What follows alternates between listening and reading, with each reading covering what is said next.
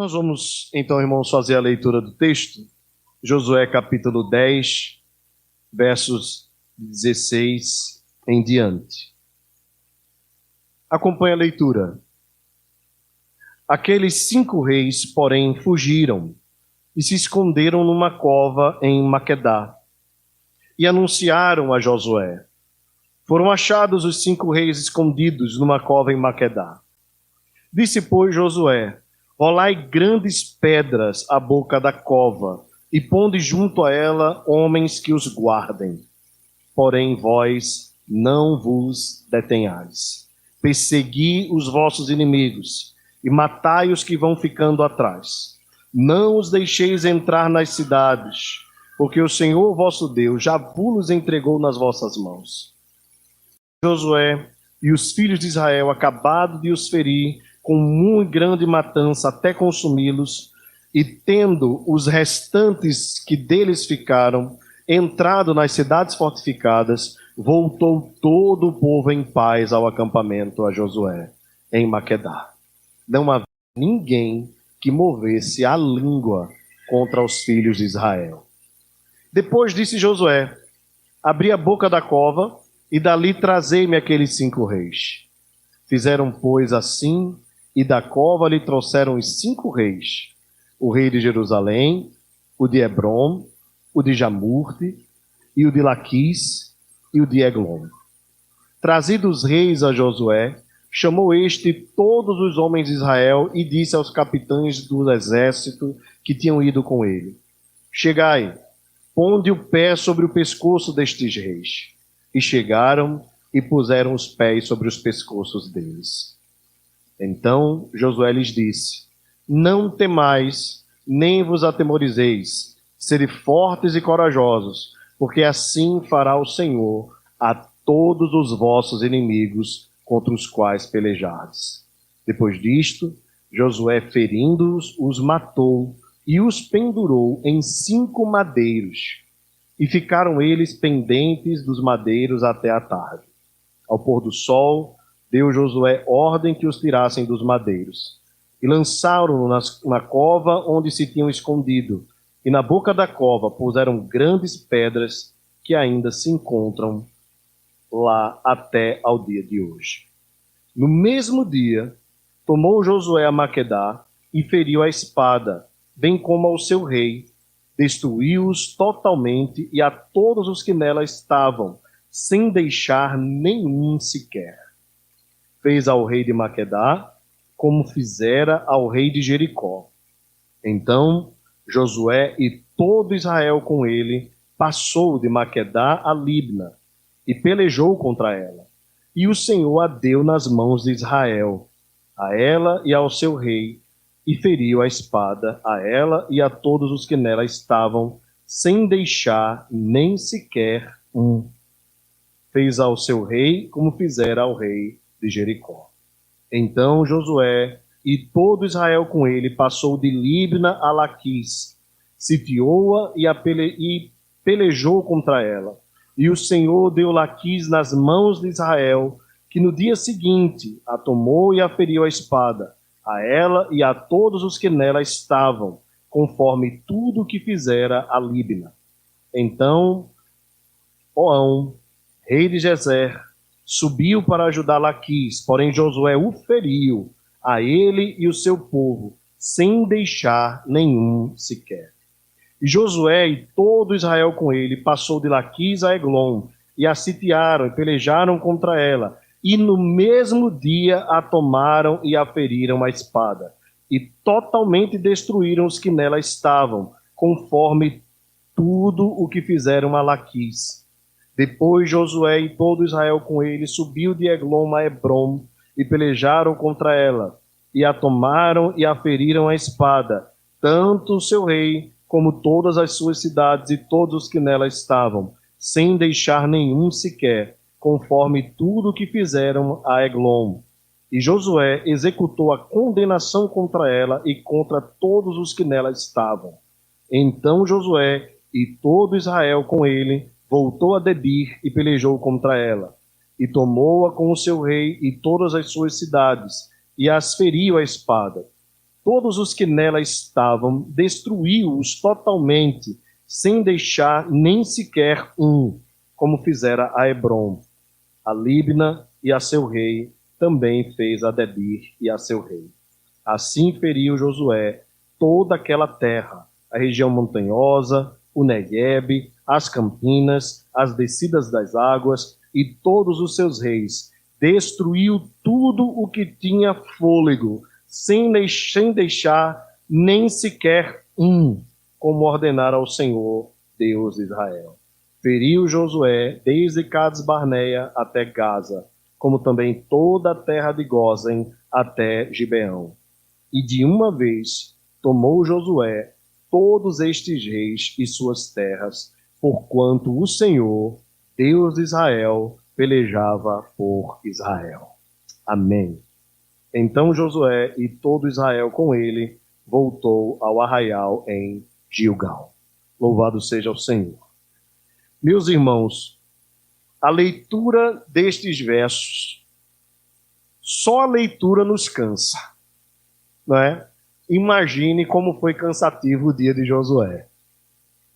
Josué agora empreende guerra junto com Israel pela ordem do Senhor a todas as nações, todos os povos do sul e do norte.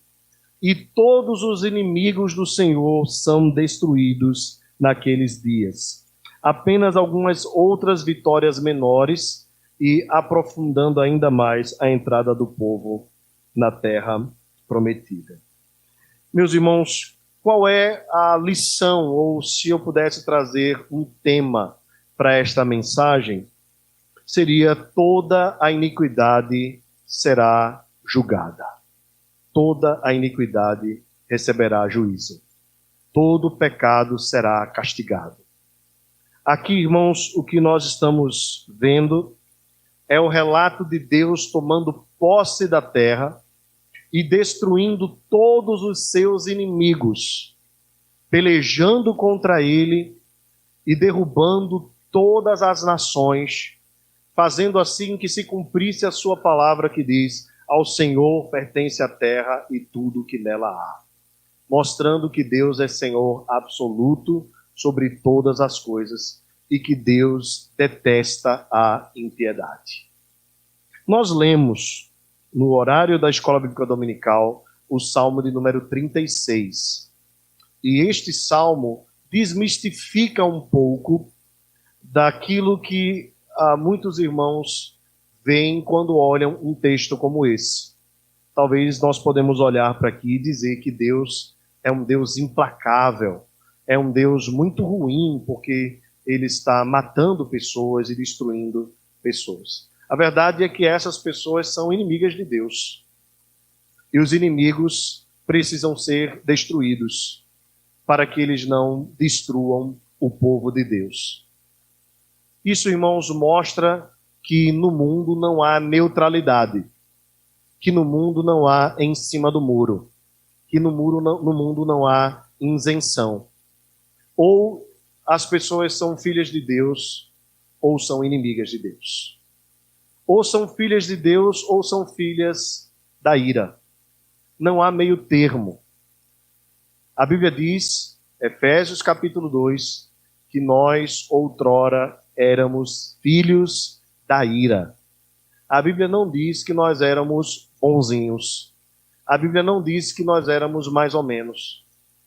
O que a Bíblia diz aqui é que Deus não tolera o pecado, que Deus odeia o pecado. E não apenas isso, ainda mais profundo, que Deus odeia o pecador. Eu sei que a gente escuta muito a história de que Deus odeia o pecado, mas ama o pecador.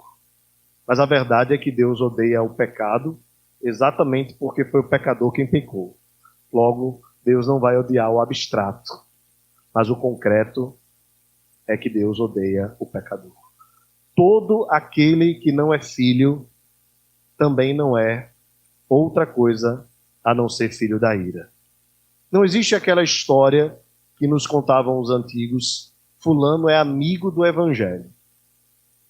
Só existe dois destinos para o homem: ou céu ou inferno. A igreja romana criou o purgatório.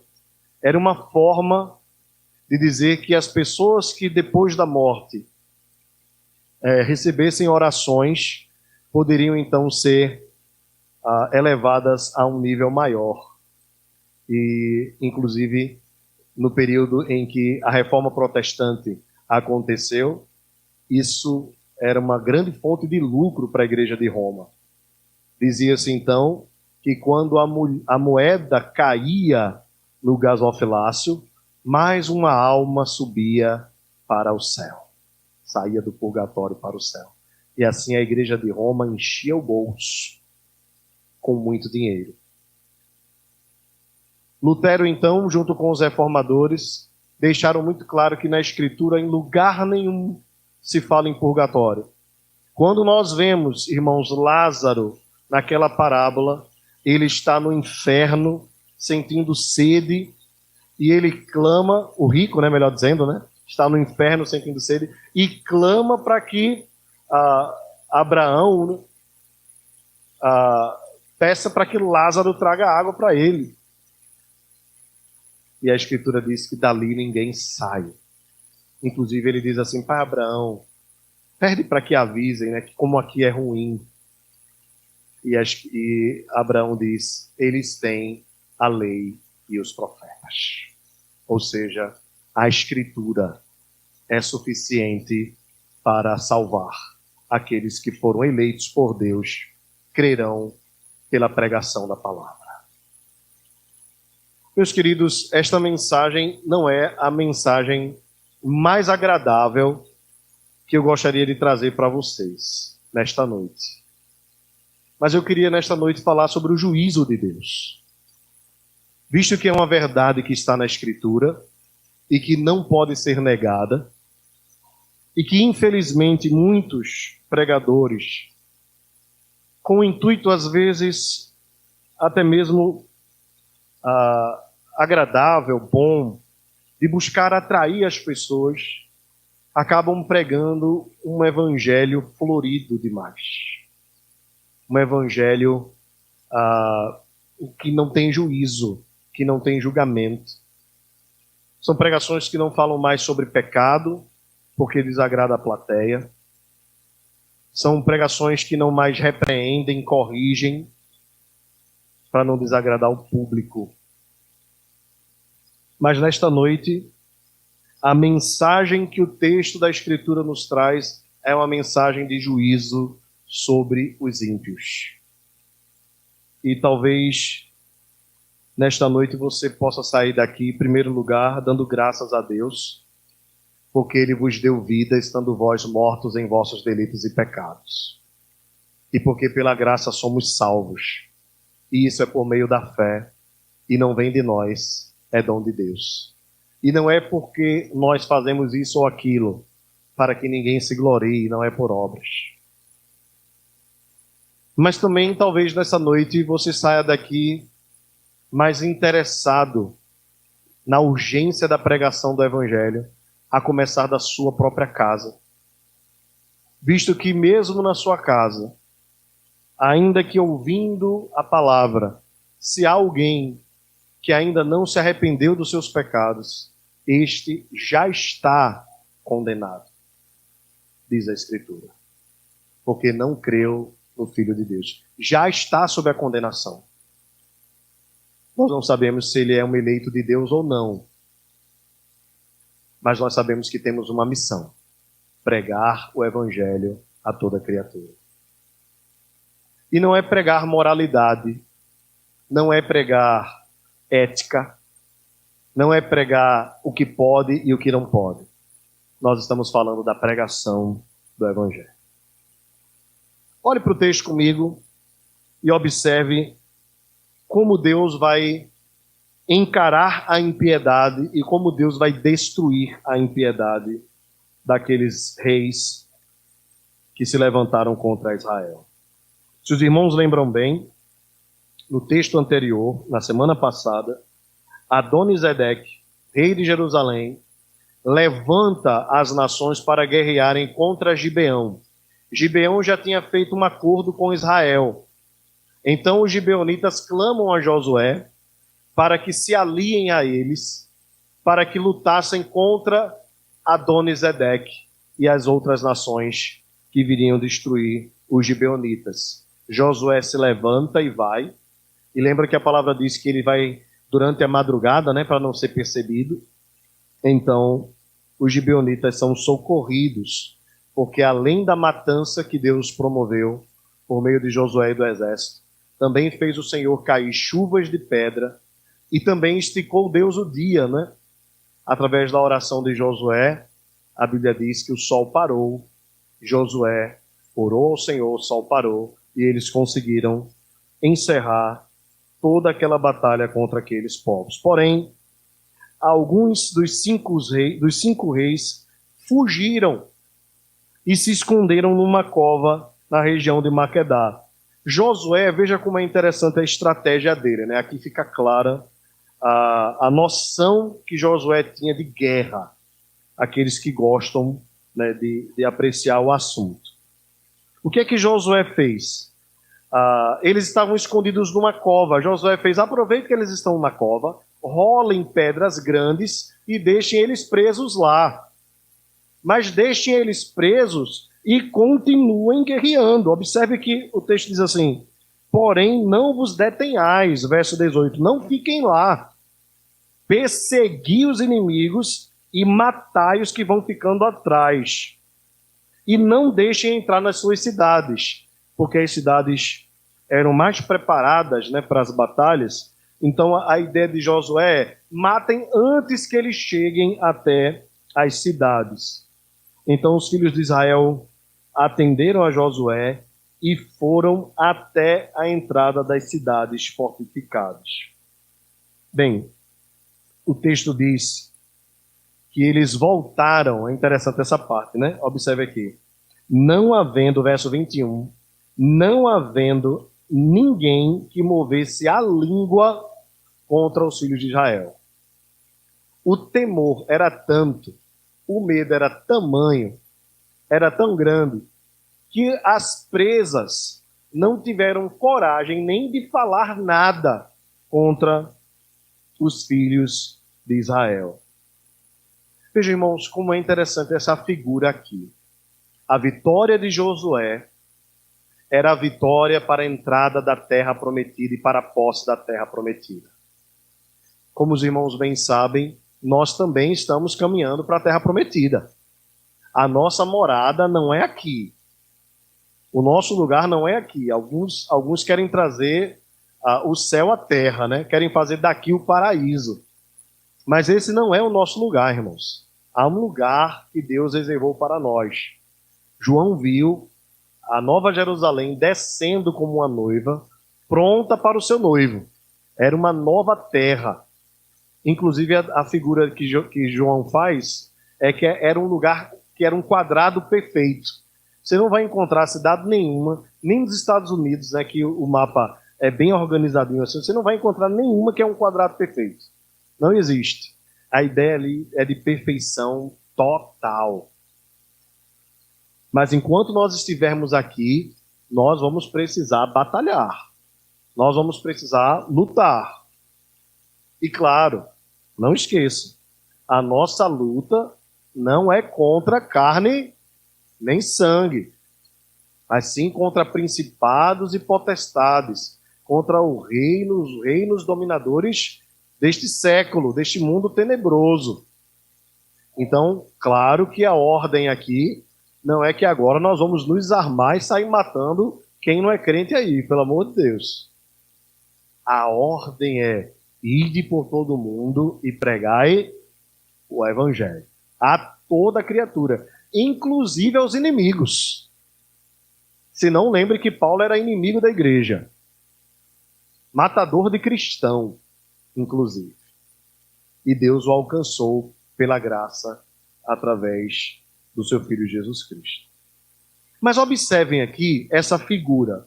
Não havendo, diz o verso 21, ninguém que movesse a língua contra os filhos de Israel. Isso traz para nós, irmãos, uma ideia de que quando Deus consolidar a nossa vitória sobre este mundo, o mundo se calará diante da igreja. O mundo vai se calar diante do povo de Deus. E o que eu quero dizer com isso, irmãos, é que o mundo vai reconhecer que nós somos filhos de Deus, e toda palavra maligna que foi lançada contra nós, toda palavra que vem como dardo inflamado do maligno, que tem se levantado contra a igreja de Deus, não somente agora, mas ao longo dos séculos, toda palavra contra nós será calada, porque a vitória pertence ao povo de Deus. A vitória pertence ao Senhor. Aqueles que se levantaram contra nós, seja como igreja coletivamente, ou contra a vida de cada um de nós cristãos, trazendo palavras de maldição, palavras de ódio, como nós temos visto na história, irmãos.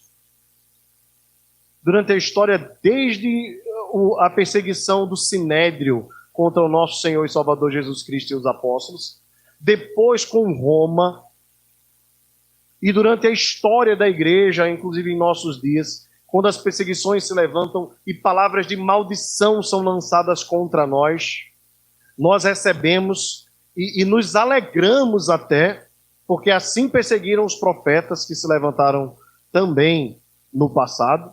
O Senhor Jesus disse: bem-aventurados sois quando por minha causa vos injuriarem, vos perseguirem, mentindo, disserem todo mal contra vós.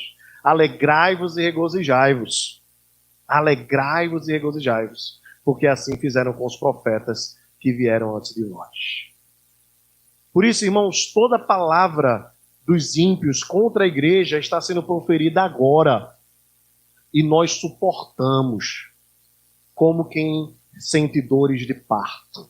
Mas haverá um dia que a língua do ímpio se calará diante da presença da igreja e do Senhor da igreja, porque a vitória pertence ao povo de Deus. Esta semana, um líder do PT, Partido dos Trabalhadores, disse que a igreja é a segunda instituição mais odiada do Brasil. Uma pesquisa sem nenhum fundamento. Inclusive disse que a igreja não é empática à sociedade, olha, e violenta. A igreja é violenta. Mas a vitória pertence ao povo de Deus, irmãos. Não é vitória nas eleições, não, viu? Porque o nosso governante não precisa ser eleito. Ele mesmo se revestiu de majestade. Ele mesmo se assenta no trono. Ele mesmo governa sobre todas as coisas. Os inimigos da igreja serão envergonhados e vão cair, porque a vitória pertence ao Senhor. Deixa eles falarem. Deixa eles nos injuriarem. Deixem eles nos perseguirem. O que é deles está guardado. O juízo de Deus não tarda. E se ele quiser ser misericordioso, como foi com os gibeonitas, Deus pode fazer até mesmo com que aqueles que proferem palavras malignas contra a igreja sejam alcançados pela graça de Jesus. Essa é a maior de todas as vitórias. Mas o texto continua. Observe o verso 22, que Josué diz assim: abri a boca da cova e dali trazei-me aqueles 5 reis. Eles trouxeram os 5 reis. E aqui estão as cidades onde eles governavam. Quando eles trouxeram, irmãos, Josué chamou os homens de Israel e disse para eles assim, aos capitães do exército: chegai, ponde o pé sobre o pescoço destes reis. E chegaram e puseram os pés sobre os pescoços dos reis. Meus irmãos, que figura isso aqui traz para nós e qual a importância dessa atitude de Josué aqui? Colocar os pés sobre o pescoço do rei era sinal de autoridade, de governo, de poder. Não era nenhum tipo de tortura. Até porque logo depois eles já foram mortos. Não era prática de Israel a tortura. Porém, aqui Josué chama os capitães do exército e ordena que eles façam isso, para que ficasse na memória deles que eles deveriam, obedecendo a ordem de Deus, subjugar os inimigos, e que o Senhor faria isso com os inimigos deles daqui para frente. Isso também para nós tem um valor muito interessante. Você lembra que quando a Bíblia apresenta Jesus no proto-evangelho, Gênesis 3,15, Deus fala à serpente dizendo assim: porei inimizade entre ti e a mulher, entre o teu descendente e o seu descendente. Este te ferirá a cabeça, e tu lhe ferirás o calcanhar. Quem feriria o calcanhar? A serpente feriria o calcanhar do descendente. Como quem consegue dar uma botada, né? Marcar, cicatrizar, deixar uma ferida. E de fato, Jesus foi ferido, mas ele esmagou a cabeça da serpente. Você sabe bem, a gente não tem muito esse costume aqui, mas quem já viveu no mato, essas coisas todas, sabe que a maneira de você deter de uma vez por todas a serpente é ferindo a cabeça, né? Esmagando a cabeça. Você esmagou a cabeça, acabou. Agora, às vezes as pessoas imprudentes querem pegar na serpente pela cauda, né? E aí ela se vira e acaba atingindo. Mas o proto-evangelho fala de uma vitória que esmagaria a cabeça da serpente. E isto está simbolizado aqui. E é também um símbolo da nossa vitória. Porque um dia, irmãos, os nossos pecados nos levariam ao mesmo castigo que os ímpios estão sofrendo aqui.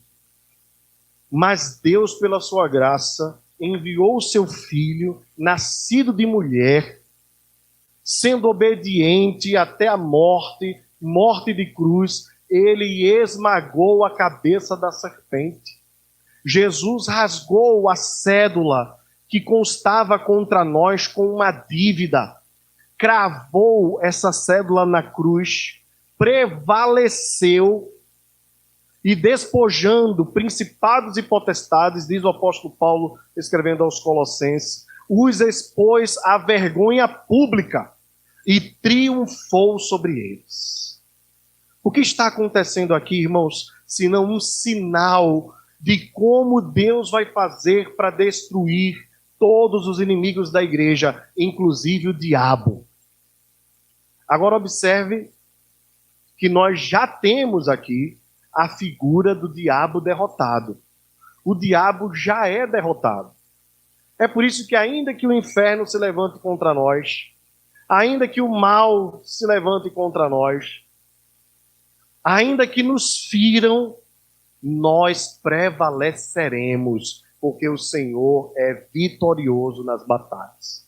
Ele esmagou a cabeça da serpente, assim como Josué pôs os pés sobre os pescoços dos 5 reis.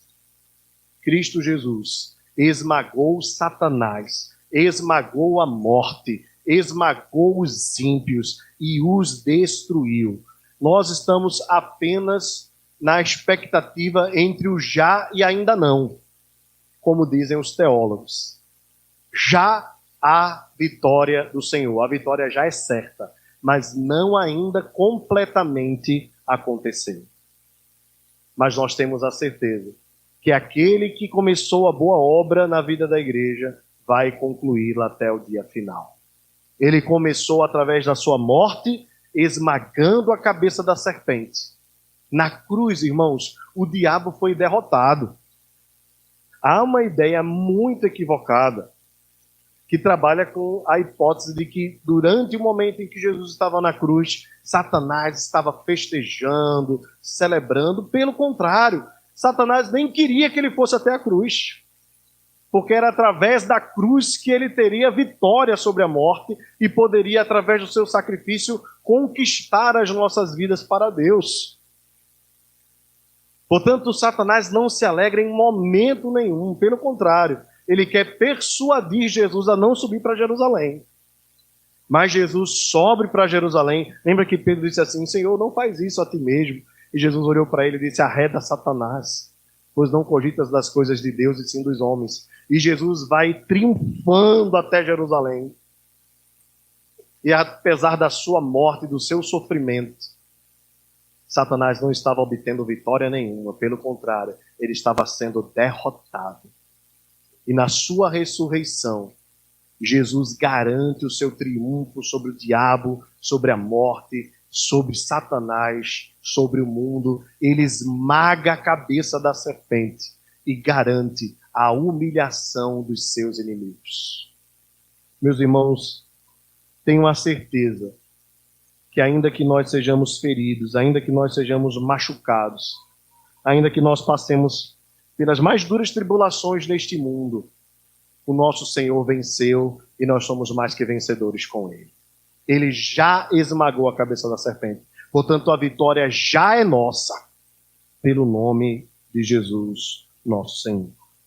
Por isso Josué disse: não temais, nem vos atemorizeis, sede fortes e corajosos, porque assim o Senhor fará a todos os vossos inimigos.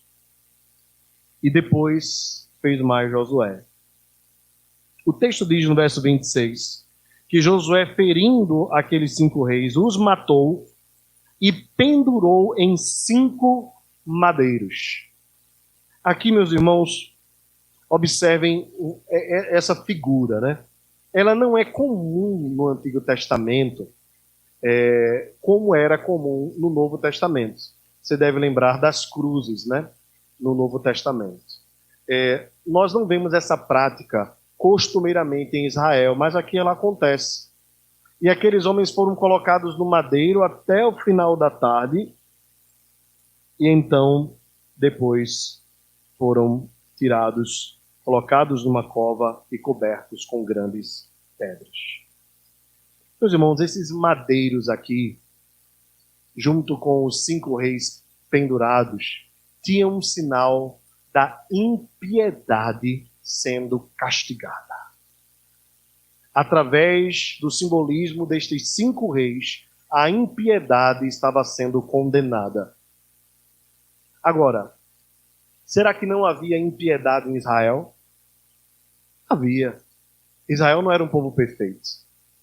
E por que os israelitas também não estavam sendo pendurados no madeiro?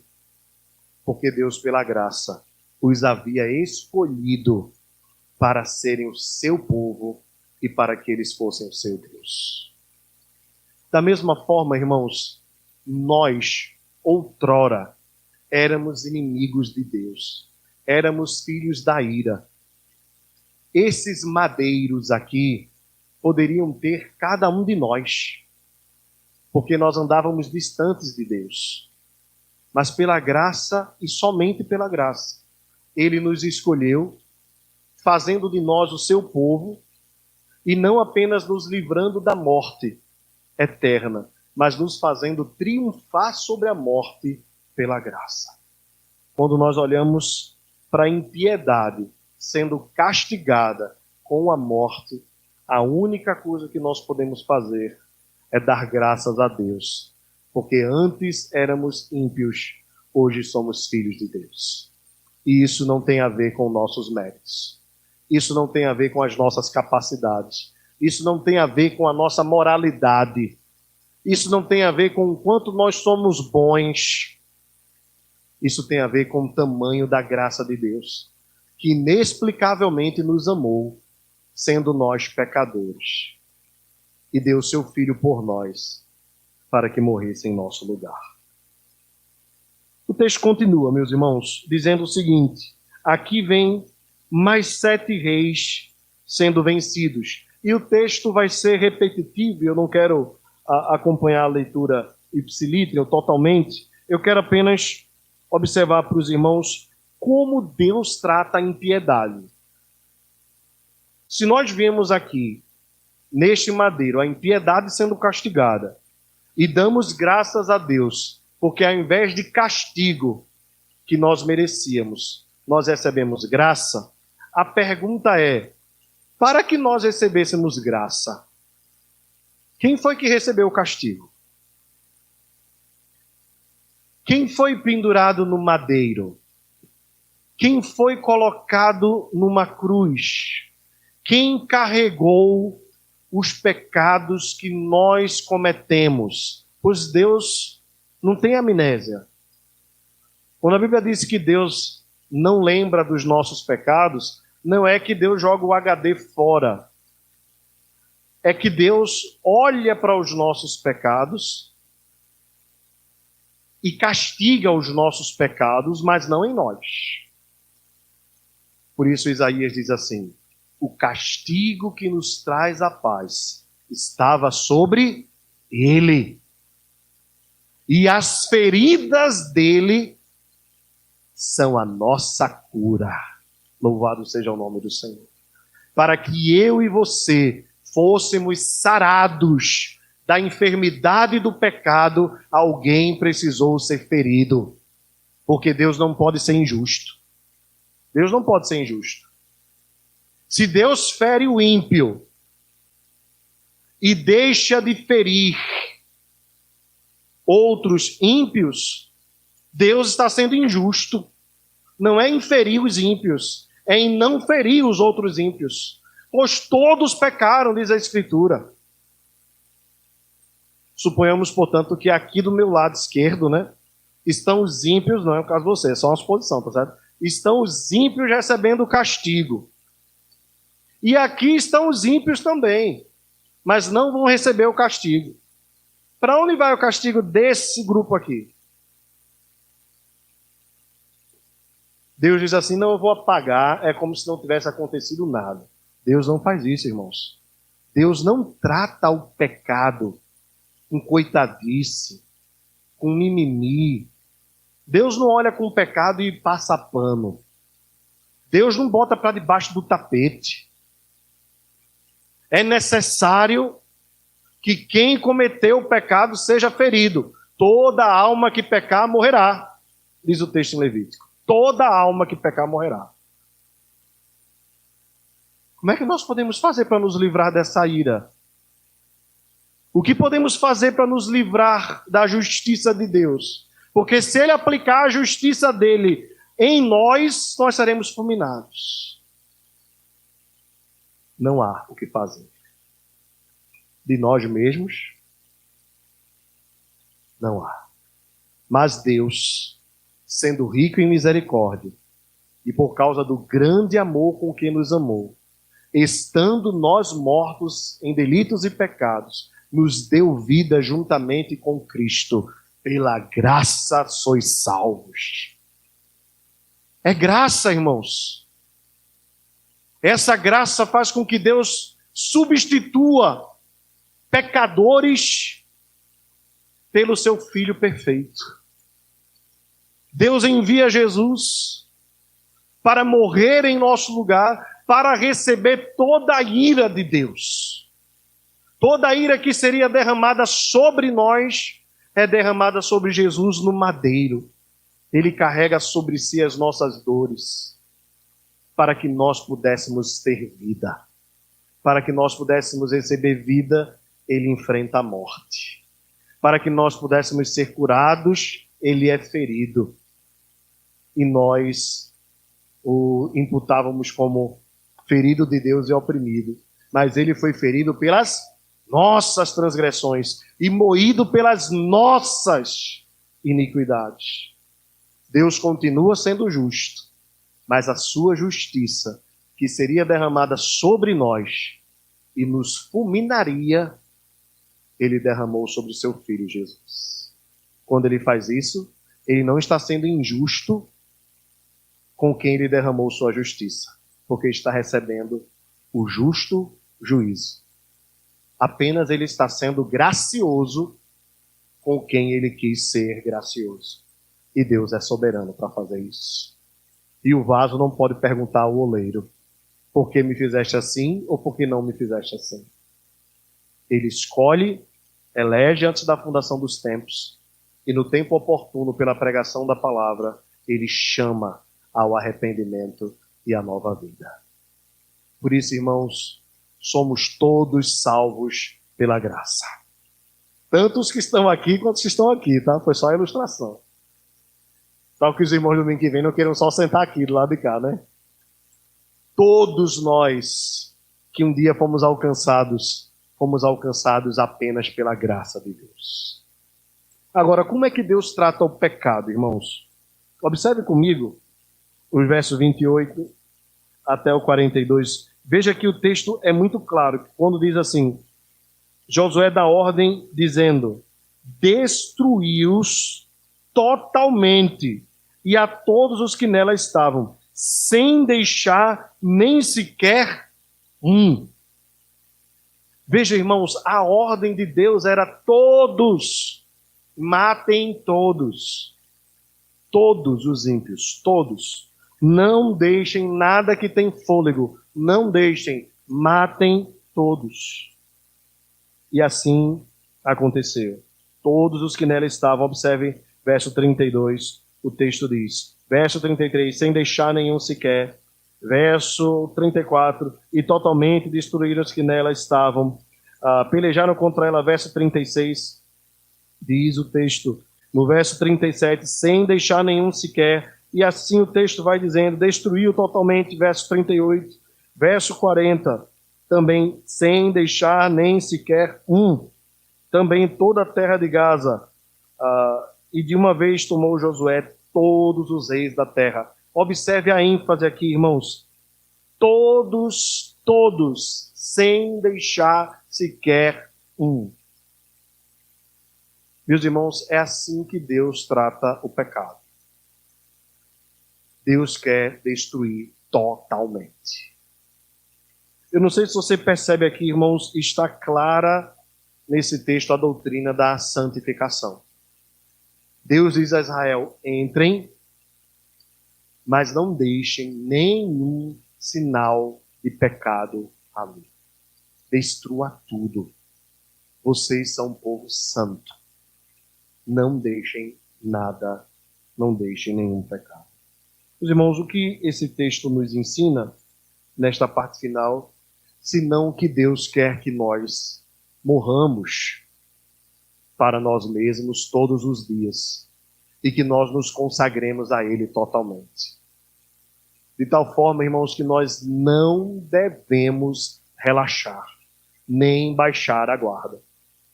Observe como Josué vai enfrentando os inimigos. Ele não descansa. É interessante porque o texto diz assim, no mesmo dia pelejou contra tal cidade. No mesmo dia foi lá Josué e pelejou contra outra cidade. E no mesmo dia saiu Josué. Isso mostra, irmãos, a intensidade de Josué em santificar aquele local. Meus irmãos, a nossa luta neste mundo contra o pecado, contra Satanás, contra o mundo, deve ser uma luta constante. Deve ser uma luta na qual nós não relaxemos hora alguma. Nós estamos numa batalha, não é num shopping no sábado à tarde. Nós estamos numa guerra e não num parque de diversões. Nós precisamos despertar para essa realidade. Existe uma realidade espiritual contra a qual nós devemos lutar, que é o pecado. Seja ele advindo de Satanás pelas suas tentações, do mundo pelas suas influências, ou da carne pela nossa antiga natureza que ainda habita dentro de nós.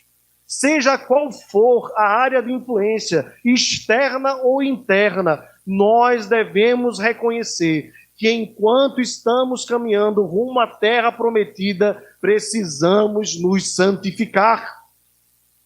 E não podemos baixar a guarda. E aqui eu alerto os irmãos a importância do dia do Senhor, porque neste dia nós somos, por Deus, tratados, edificados, curados, transformados, exortados, encorajados. Infelizmente, alguns irmãos têm o hábito de relaxar quanto ao dia do Senhor. Não relaxe. Discipline o seu coração, discipline o seu tempo. Faça desse dia um dia santo, consagrado a Deus. Mas também não relaxe na sua vida devocional. Alguns de nós temos sido fracos e omissos nessa área. Também devo reconhecer diante dos irmãos que precisam melhorar muito. E talvez você também reconheça aí no seu coração. E é o que importa. Você reconhecer diante de Deus. Agora, não adianta reconhecer hoje e relaxar amanhã.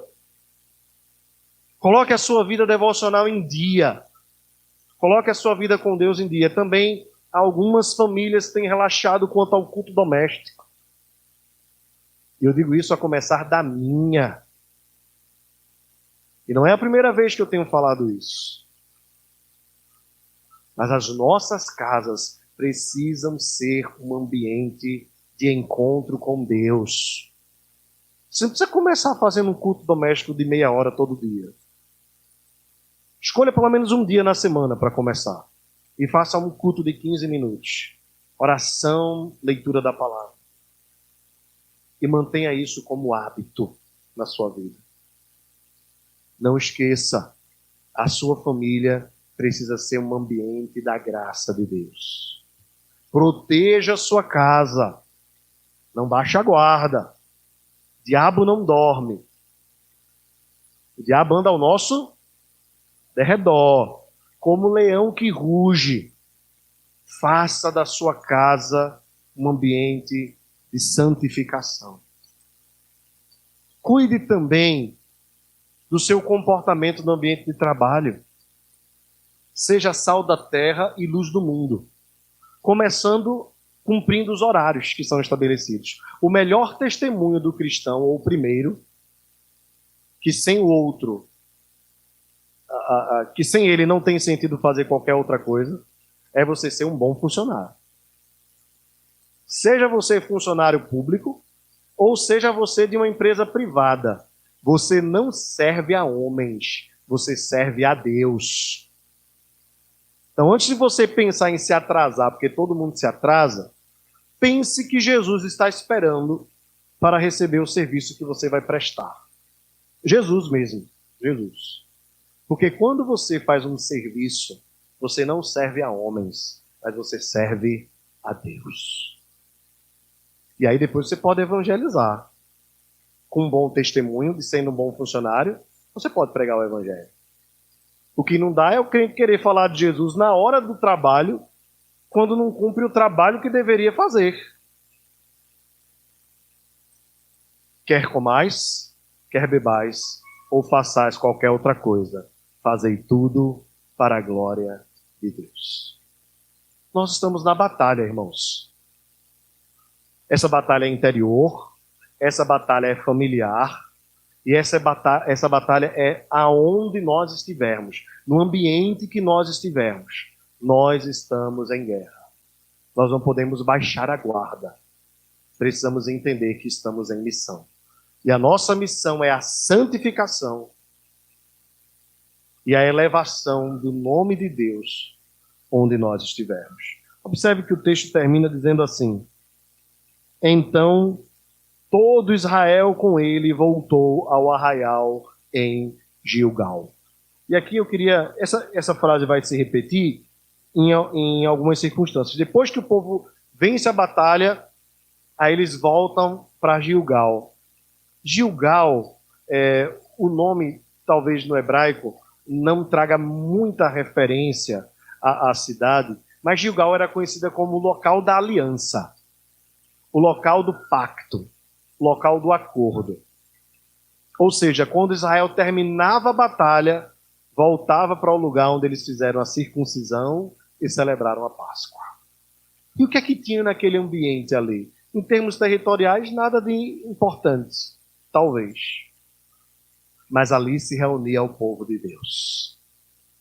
E o que acontece, irmãos, na nossa jornada durante a nossa caminhada até a Terra Prometida? Amanhã começa a nossa batalha. E a gente vai batalhando um dia de cada vez, né? Aí você pode pensar que é simbólico aqui, né? Eu estou só jogando aqui. Se fosse Salles de Spurgeon, ele faria essa alegoria sem nenhum medo, né? Mas como eu não sou Charles Spurgeon, né, eu não tenho a coragem de fazer. Mas 5 reis podiam ser os 5 dias da semana que você trabalha, né? Ou os 7 reis que foram vencidos podiam ser os 7 dias da semana. Eu não quero fazer essa alegoria, não. Mas eu só queria dizer o seguinte: no final da batalha, aí a gente volta para o lugar onde estão aqueles com quem Deus firmou a aliança, que é a igreja do Senhor.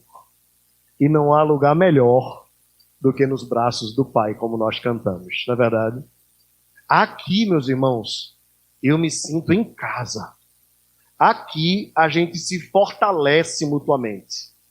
E assim como o povo de Deus, depois da batalha, volta para Gilgal e se restabelece para enfrentar mais uma batalha, nós estamos aqui para sermos fortalecidos pelo Senhor e pela força do seu poder. Como? Através dos nossos dons, nós nos edificamos. Seja a Giane tocando o teclado, ou as irmãs que trouxeram o lanche, ou os diáconos que prepararam o ambiente, ou os presbíteros que trouxeram o ensino, ou o pastor que pregou a palavra, ou os irmãos que fizeram qualquer coisa, ou mesmo quando você deu um abraço no seu irmão e desejou a ele a graça e a paz, nós mutuamente estamos nos fortalecendo para enfrentarmos mais uma semana de batalha. E na próxima semana, nós voltaremos para cá de novo. Alguns cansados, outros mais cansados ainda. Mas é aqui que o Senhor renova o pacto conosco. E nós saímos daqui fortalecidos. É por isso, irmãos, que eu conclamo você: não abra mão do dia do Senhor. Pela sua própria alma, pela sua própria edificação, pelo seu próprio coração, lute contra isso. Eu sei que a batalha às vezes é grande. Algumas pessoas colocam na cabeça que o domingo é dia de organizar. Não é dia de nada a não ser do Senhor. É dia da feira da alma, como diziam os nossos irmãos puritanos. É o dia que a gente vem com a cesta vazia e volta com a cesta cheia para abastecer a nossa semana de fé e de esperança. E não importa se vem 5 reis, 7 reis, não importa se os inimigos são fortes, a vitória nos pertence. E os inimigos do Senhor vão calar a sua boca diante da vitória do Senhor. E nós esmagaremos a cabeça da serpente. E nós seremos vitoriosos, assim como o nosso Deus é vitorioso. A vitória pertence ao Senhor. A vitória pertence ao povo de Deus. Somos mais do que vencedores. Ninguém vai nos deter. E as portas do inferno não prevalecerão contra a igreja do Senhor. Você é mais que vencedor. Levante a cabeça. Não desanime. Não deixe as circunstâncias da vida te abater. Não deixe os problemas, os gigantes, os inimigos fazerem com que você tema diante deles. O nosso único temor é diante do Senhor. Os inimigos, os gigantes, os povos, aqueles que batalham contra nós, os obstáculos diante do nosso Deus não são nada. A vitória pertence a nós e você é mais que vencedor. Levante a cabeça, não tema, seja forte, seja corajoso. O Senhor, nosso Deus, é conosco por onde quer que nós andemos. Bendito seja o seu nome para todo sempre. Vamos ficar de pé, irmãos. Ó Senhor, nosso Deus, nós reconhecemos que em nós não há capacidade nenhuma, mas o Senhor é o nosso Deus. O Senhor está conosco. Tu és o nosso refúgio de geração em geração. Tu és a nossa vitória. Tu és o arrimo da nossa sorte. O Senhor é a nossa bandeira. O Senhor é a nossa vitória. O Senhor é o nosso refúgio, o nosso socorro. Tu és o nosso Deus e nós não temeremos nada. Ó Senhor, ainda que o inferno se levante contra nós, não se atemorizará o nosso coração. Ainda que os inimigos se acampem contra nós e contra nós estoure a guerra, o Senhor dos exércitos está conosco. O Deus de Jacó é o nosso refúgio. Aquietai-vos e sabei que eu sou Deus. Sou exaltado entre as nações e exaltado na terra. A vitória te pertence, Senhor. A nós pertence a vitória também, porque nós somos um contigo. Tu és um conosco. Tu nos escolheste, foi graça. Foi graça, mas nós nos lambuzamos na graça. Nós nos deleitamos na graça. Não temos mérito nenhum e reconhecemos que se dependesse de nós estaríamos pendurados no madeiro. Mas porque não depende de nós, porque dependeu da tua graça, o teu filho Jesus foi colocado naquele lugar por nós.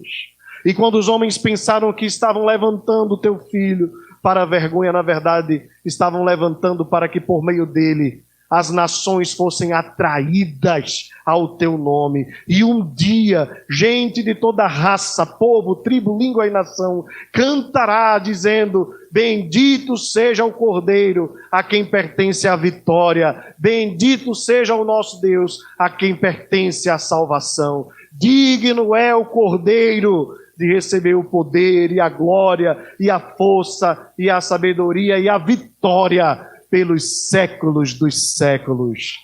Louvado seja o teu nome.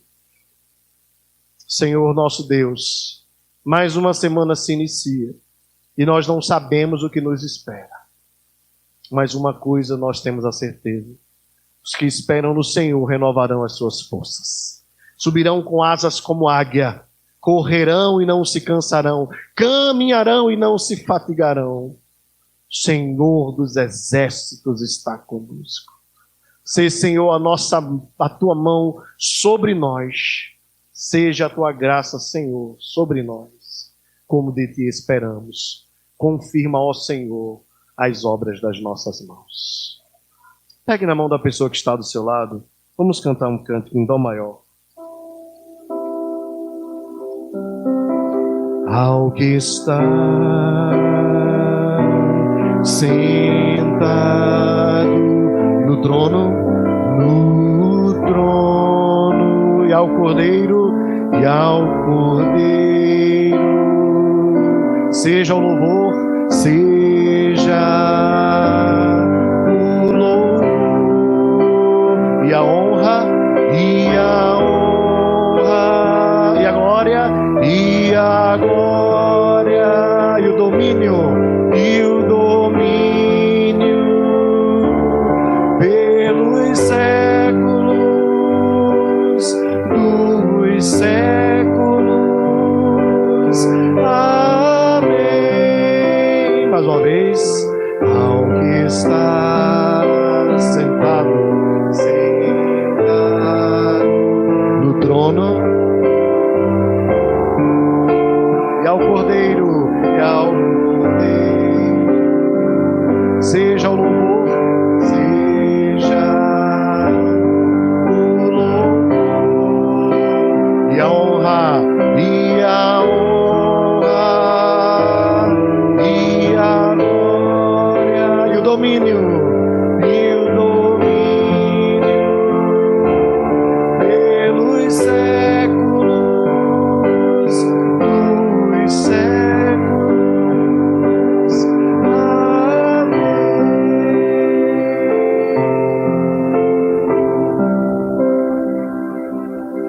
Receber a bênção, irmãos. Que a graça do Senhor Jesus, o amor de Deus, o Pai, o poder, a comunhão e a consolação do Espírito Santo seja sobre nós, Igreja Presbiteriana de Fragoso, e sobre toda a Igreja do Senhor espalhada sobre a face da terra, agora e para sempre.